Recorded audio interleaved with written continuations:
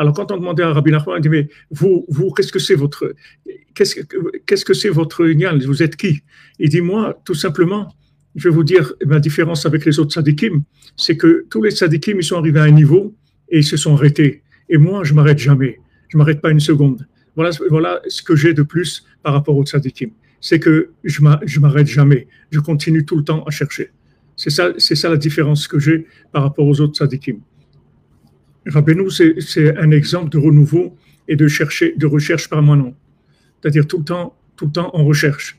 Alors ça vient, qu'est-ce qui permet ce système-là? C'est que Hachem, il a diminué la révélation. Parce que maintenant, s'il n'avait pas diminué la révélation, alors ça y est, tout le monde verrait qu'il y a Dieu dans le monde et il n'y aurait pas le choix. Tout le monde serait obligé de suivre. Mais maintenant, le fait qu'il y a une diminution de la révélation divine dans la matière, ça permet de laisser à chacun son libre arbitre, de chercher à sa vitesse, à son bon vouloir, comme il veut. C'est-à-dire, si il veut chercher Hachem, il va chercher. S'il veut profiter de ce monde et consommer pendant les quelques années qu'il est là, il est libre, il fait ce qu'il veut. Il aura tout le temps des appels, c'est-à-dire on va toujours lui envoyer des petits appels pour le rappeler à l'ordre, pour lui dire coucou, on est là, t'es pas tout seul dans le monde, on est là. Et maintenant, on va voir comment il va réagir. Donc ça ce sont des tzimtzumim, c'est-à-dire ce sont des diminutions de la révélation divine. Maintenant, dès qu'on dit diminution de la révélation divine, ça va entraîner automatiquement de la rigueur. Pourquoi il va y avoir de la rigueur? Parce que dès que maintenant il y a une diminution de la révélation divine, il y a toutes sortes d'interprétations de la vie qui vont venir. Il y a par exemple, il y a des mouvements politiques, il y a des idéologies politiques, il y a des idéologies le marxisme, le léninisme, des idéologies qui sont venues dans le monde. Toutes ces idéologies, et des religions aussi. Des idéologies, c'est quoi? C'est des interprétations de la vie qui sont fausses, bien sûr, mais qui peuvent embarquer le monde dans des... Il y a des gens, ils y croient et ils sont toute leur vie à mettre là-dedans pour lutter, écrire des livres, faire des manifestations et avoir une cellule trotskiste-léniniste à Paris avec des trucs, et tout ça c'est du vent, tout ça c'est tout faux, c'est tout faux, c'est tout faux. Ça vient juste que Hachem, il a diminué sa révélation, c'est tout. Alors il y a toutes sortes de charlatans qui vont venir, ils vont dire ah vous savez quoi, mais c'est ça la vie. Il faut l'égalité des classes, il faut donner à chacun la possibilité de faire des études. Ah, tout le monde va crier. Il faut donner à tout le monde les mêmes droits sociaux. Mais tout ça, c'est faux. Tout ça, c'est faux. Parce qu'il y a une seule chose dans le monde, c'est Dieu, c'est tout. Il n'y a rien d'autre. Il n'y a rien d'autre. Tu as quelque chose, tu as une revendication, tu as un problème. Parle avec Dieu. C'est le patron, il est là, il est à côté de toi tout le temps. Il t'écoute tout le temps, il demande que ça. Il veut que t'aider, c'est tout. Il demande que tu lui dises que tu sais qu'il est là. C'est tout ce qu'il veut.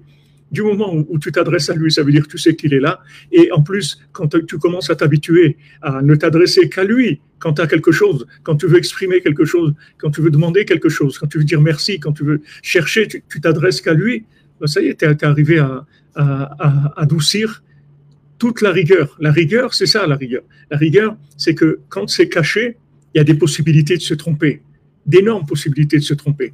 Alors chacun il va venir, il va vous chanter une autre chanson. Alors il y a ça, il y a l'autre, celui-là il va faire comme ça, l'autre il va raconter ça, d'autres ils vont dire non. Ce qu'il faut en fait, il faut s'occuper de la jeunesse. Il faut créer des structures pour la jeunesse. Ah ouais c'est ça. Non en fait il faut des mutuelles pour la santé. Ah oui, c'est ça, justement. Et voilà, et les gens, ils passent leur vie à ça. Et un peu par là, il faut faire du sport. Il faut faire beaucoup de salles de sport. Ah oui, c'est ça. Voilà le monde. Voilà ce que c'est le monde. Mais en fait, tout ça, c'est une blague. C'est pas vrai. Il n'y a rien dans tout ça. C'est tout faux. Tout ça, il n'y a rien. Il y a une seule chose, il y a Dieu, c'est tout. Et tout le reste, ça vient d'interprétation de la mise en scène. C'est-à-dire, comme il y a un voile devant Hachem, il y a un écran devant Hachem, alors les gens, ils vont commencer à imaginer à quoi ça sert le monde, à quoi il sert le monde. Chacun, il va venir, il va essayer d'interpréter. Le monde sert à, en fait, essayez un jour, si vous avez la force, la joie, d'aller dans la rue avec un téléphone, un micro, et vous allez interviewer les gens. Et vous demandez aux gens, excusez-moi, je pourrais vous poser une question. À quoi sert la vie? Est-ce que vous pourriez me dire à quoi sert la vie? Ah la vie, on est là pour profiter. Hein, il faut, tant qu'on est jeune, il faut profiter. Vous allez voir, les gens, ils vont vous dire n'importe quoi. Parce que les gens, ils savent pas à quoi ça sert. Ils savent pas à quoi ça sert le monde. La plupart des gens, ils savent pas à quoi il sert le monde. Donc, s'ils savent pas à quoi il sert le monde, comment vous voulez qu'ils aient la vie adéquate? Ils savent pas à quoi ça sert. Donc, leur vie, c'est quoi? C'est quoi la vie? On va vivre quoi? On va faire quoi? On va chercher quoi? On va construire quoi, en fait? Voilà le problème dans lequel on est. Ça s'appelle la rigueur qui vient des tzimtzumim. C'est la rigueur qui vient du manque de révélation de Dieu. Et là, ça donne libre interprétation à tous les fantasmes et toutes les imaginations possibles. Et ça marche, ça se vend. Ça se vend sur le marché. Soyez comme ça, devenez, construisez votre avenir. Quel avenir? Qu'est-ce que tu vas construire ton avenir? Tu ne sais même pas combien de jours tu vas vivre. Tu ne sais même pas que tu vas construire quoi. On est là pour révéler Dieu, c'est tout. Maintenant, quand Dieu n'est pas révélé, il y a de la rigueur. Cette rigueur, elle vient justement du manque de révélation. Maintenant,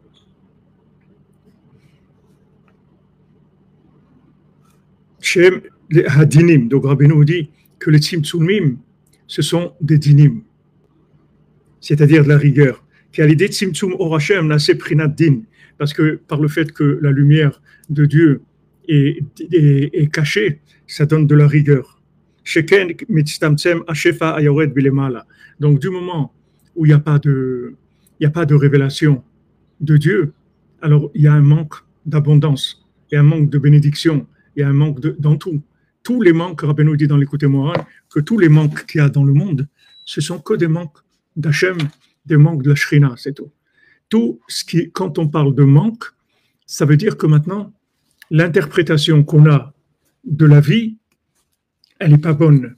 On a une interprétation qui ne tient pas compte du principal, qui est la présence divine.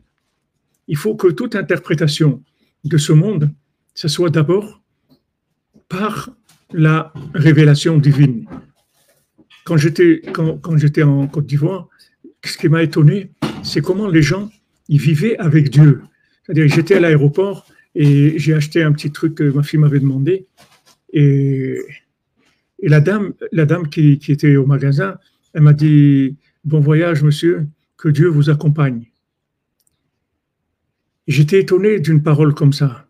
J'ai dit « Mais j'ai jamais entendu dans un aéroport, pourtant j'en ai fait des aéroports et des magasins d'aéroports, mais quelqu'un qui vous dit, il y a des gens qui vous disent bon voyage, oui, mais que Dieu vous accompagne. C'est la première fois de ma vie que j'entends dans un magasin d'aéroport qu'on me dit que Dieu vous accompagne. Ça fait du bien d'entendre ça. Waouh, que Dieu vous accompagne. C'est beau, c'est beau. Voilà ce que Hachem veut, c'est tout. Il veut qu'on vive avec lui, c'est tout. Il veut qu'on en tienne compte parce que c'est lui le principal acteur de tout ce qu'il y a dans ce monde.